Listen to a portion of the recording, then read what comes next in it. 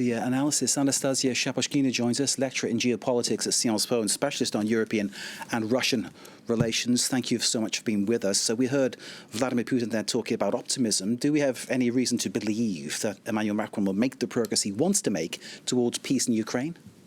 Emmanuel Macron is using this opportunity, capitalizing on the recent change of leadership in Ukraine and on the signals, the positive signals he has received from Vladimir Zelensky, the new Ukrainian president, who made the peace in Ukraine the top of his, put the peace in Ukraine on the top of his agenda. Now, the question will be then how far Ukrainians are ready to go in compromising and in fulfilling the conditions of the Minsk Accords, which govern the peace in Ukraine. And there are several points on which, for any Ukrainian president, fulfilling them would be deadly, and which Russia insists on fulfilling.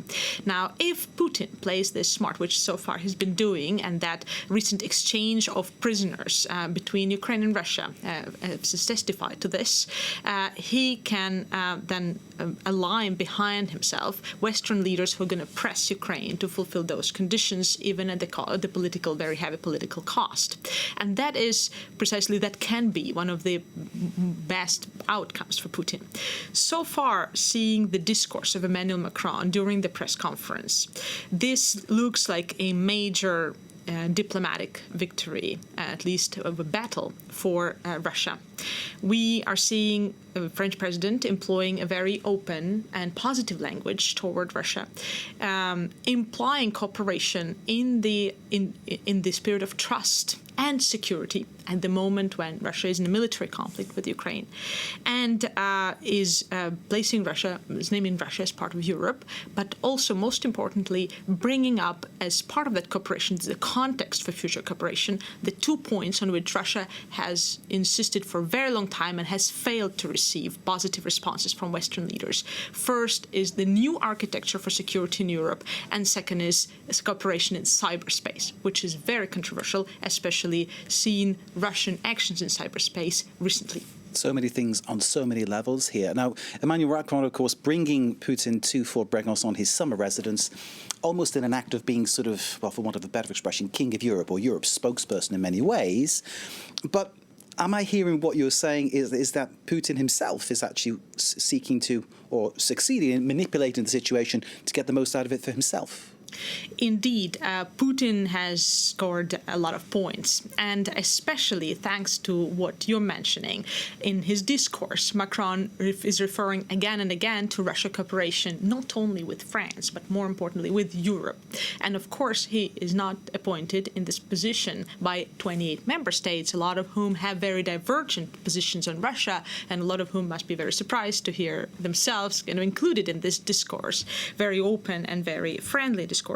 And clearly for France, there is also a an important stake in regularizing relations with Russia, and that's what Emmanuel Macron said when he said France, as well as Russia, is a great power today. It remains a great power, even within Europe, and that Europe has a role to play.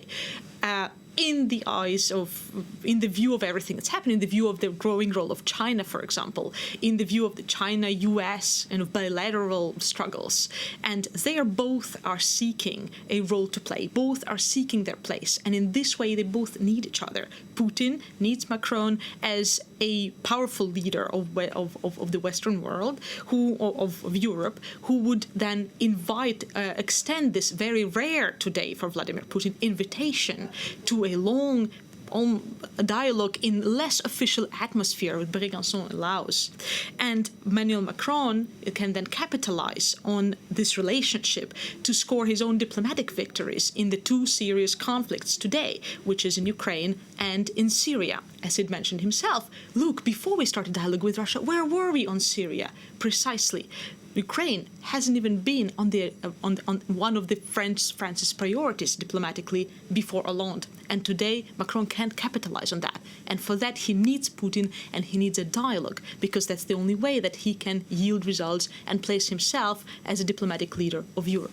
We could talk for a lot longer, but sadly time against us. Anastasiya SHAPOCHKINA of Sciences Po, Euro Russian relations specialist, as we heard there. Thank you for bringing us your take on this meeting between Emmanuel Macron and Vladimir Putin at Fort Brégançon, and explaining for us just some of the things at stake and some of the issues that we will seek to elaborate on as we go through our news output here at France 24. Anastasiya, thanks again for joining us. Thank you.